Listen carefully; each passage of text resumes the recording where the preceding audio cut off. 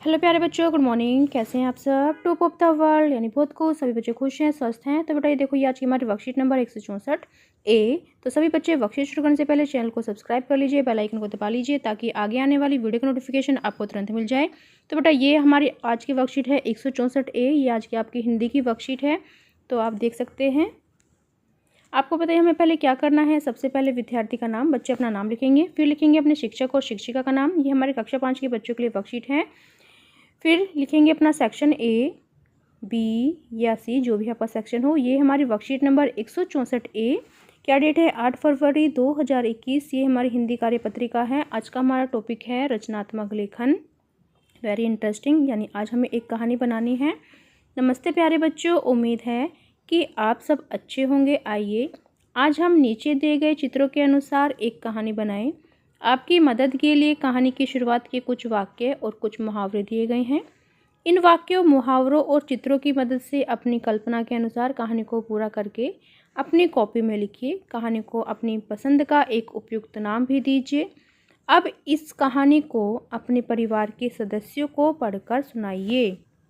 तो बेटा आपको देखो यहाँ पर क्या दिया गया है। यहाँ पर कुछ मुहावरे दिए गए हैं, जैसे घोड़े बेचकर सोना, पानी पानी होना, दुम दबाकर भागना।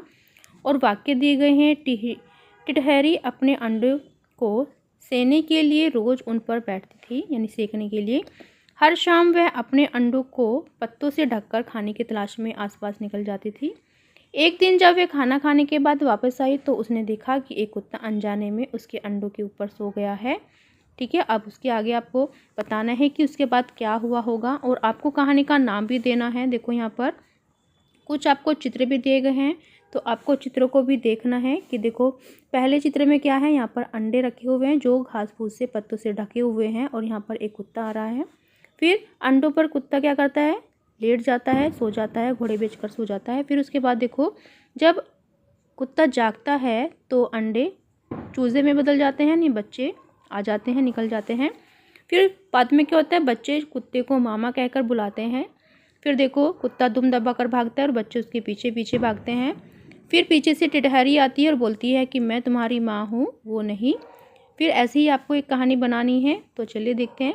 मैंने आपके लिए एक कहानी बनाई है। पहले हम कहानी का नाम दे देते हैं। तो मैंने कहानी का नाम दिया है आपको टिटहरी के बच्चे। टिटहरी, सॉरी टा है यहाँ पर, ठीक है। टिटहरी के बच्चे, ठीक है, ये मेरी कहानी का नाम है। तो चलिए कहानी देखते हैं। तो ये मैंने आपके लिए कहानी बनाई है कि एक दिन एक टिटहरी ने 4 अंडे दिए।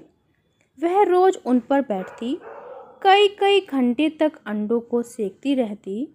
वह कभी भी अपने अंडों को अकेले नहीं छोड़ती थी। जब भी उसे भूख लगती, जल्दी से खाना लेकर वापस आ जाती थी। इस तरह काफ़ी दिन बीत गए।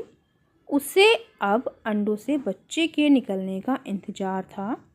एक दिन उसे ज़ोरों से भूख लगी। उसने अपने अंडों को घास फूस से, पत्तों से ढक दिया और फिर खाने की तलाश में निकल पड़ी।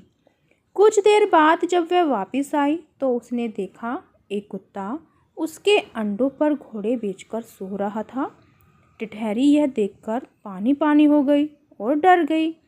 वह कुत्ते के जाने का इंतजार करने लगी। सुबह से दोपहर हो गई, दोपहर से शाम। कुत्ता वहीं लेटा रहा।